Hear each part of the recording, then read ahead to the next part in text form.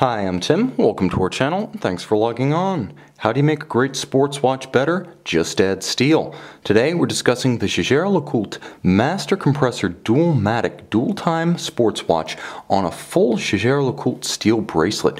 You can see and you can purchase this dual-time timepiece on our website. Subscribe to our YouTube channel if you enjoy these videos, and please click on the card in the upper right-hand corner of the screen at any time during this video to see this versatile dual-time diver and our entire collection of Jaeger-LeCoultre timepieces with additional accessories included in the sale, high-resolution images for your desktop, and naturally complete pricing details for this and our entire collection of Jaeger-LeCoultre timepieces.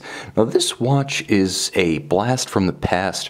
Originally debuting back in 2004, it was part of the Charter family of master compressor watches, essentially JLC's first family of dedicated sports watches since the 70s.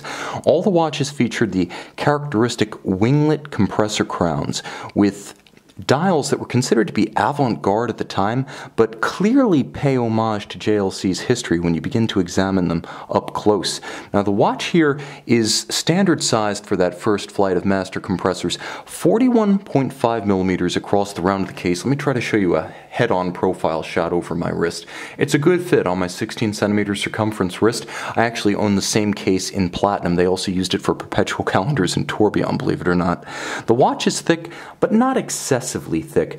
It's a timepiece at 13.5 millimeters thick that you can pretty much wear underneath a dress cuff if you want to. Today we wear our sports watches, even dive watches with formal attire, and this watch with a handsome black dial white metal combination and a reasonably slim profile is no exception to that new rule. Across the wrist, the watch is 49 millimeters from lug to lug, so keeping a 41 plus less than 50 millimeters across the wrist is a good ergonomic solution for most of us. I think you'll find that even on a wrist as small as 14.5 centimeters in circumference, you wear this one easily and comfortably. Now let's talk a little bit about the shape of the case and the bracelet, because the bracelet does change the experience relative to a strap, rubber or gator. You'll note that the bracelet has no flare built into it. There's no stiffness to it such that it wants to poke out and flare over the edge of your wrist. If you have a small wrist, you can pull the bracelet straight down. You'll also note it doesn't extend the watch beyond the lugs on either side, so lug to lug it measures true to size. It's going to be that size, about 49 millimeters, whether you are wearing it on a strap or this bracelet. The bracelet is a handsome piece and a rarely ordered option from the mid-2000s. You can see that it's fairly nuanced with a combination of polished and satin finished elements, as well as a handsome collection of lines and creases that break up the mass of metal. Even without a two-tone effect, it has a little bit of an air of jewelry about it, and it is quite handsome. Now, you can see pins and sleeves are used for sizing. On the plus side, that means that there's more flexibility and souplesse to the bracelet. They're also less likely to back out than screws if you do wear this one in the heat of battle. Of course, it does make sizing a little bit more challenging, but JLC did have an answer to that, as each individual side of the double deployant clasp has a micro link built in. So you deploy it like a Rolex Easy Link. It folds down on itself. As you can see, that hollow snaps down onto a retaining bar inside. Now, if you were to deploy both sides, both micro links, it would be the equivalent of adding one link. So each side is equal to half of a removable link. You'll also note that with the pins and sleeves deployed universally, you can size the entire bracelet, every link removable, for precise sizing. The clasp was redoubtable then, it's redoubtable now. Double deployant with a curve to match the arc of the underside of your wrist. It's also a quadruple trigger system, so you really have to want to open this bracelet for it to pop open. It cannot fly open as kind of friction fit, and it's executed to a much higher standard of assembly and engineering than a simple clamshell. You'll also note that it's relatively low in profile for a sports watch clasp, so it's less susceptible to damage from desk diving, and you can see the handsome contrast between the polished center section and the satin finished outer clamps. Now, continuing back to the main attraction, which is the watch, you can see it's all of high polish, which was all the rage back in the mid-2000s, giving the watch a wrist impression of a larger timepiece. Most people would guess 42 or 43. So if you want wrist presence, but you don't necessarily want to take up more real estate than you've got, this is a great option. It's a mid-size watch, effectively, by modern sports watch standards, but it looks like a full size. It's imposing. There's no doubt that the watch has a lot of personality with these compressor-style crowns, but the functional logic of them is flawed. flawless. 1/2 turn and they unlock, so you can withdraw this crown, which is used for the bidirectional rotating internal bezel. Yes, it has a dive bezel.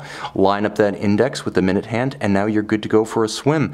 And then 1/2 turn, and it's locked again. 100-meter water resistance. Let me try to get this back in the plane of focus. I realized I was wandering a bit. But the other nice thing is that it's color-coded. White, you're tight. Red, you're dead. It's that easy. And it works for both of them. This one's used for winding and setting. So let's talk a little bit about and by the way, they are very easy to operate with gloved, wet, or sweaty hands, which is why I actually prefer them to a Rolex or Omega style screw down crown. Like Panerai locking lever, there's a formidable functional logic here, and it's absolutely borne out in practice. This works. Let's talk though about what's inside the case. You're going to get a little bit of a window into how the caliber 972 auto tractor operates. You can superimpose the hour hand for local time and reference time if you want to clean up the dial of your watch. When you don't need that second time zone, it disappears. Now I will say this, you also have the ability to drive forward or backwards in 1-hour steps, including the date should you be traveling and crossing the international date line. Now note that as I'm doing this, it first poses no hazard to the movement. Second, it continues to keep time, reference hour and minutes.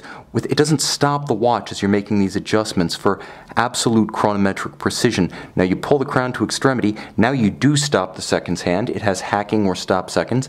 You move everything in sync, and you can see there is an index right here adjacent to 11 o'clock, and you have a 24-hour scale. That 24-hour scale that you see scrolling by, and which in quirky fashion is also diagonally opposed with a second visible aperture, but that 24-hour scale is linked to the reference time zone. That is, it's linked to the little hidden hour hand underneath the primary hour hand.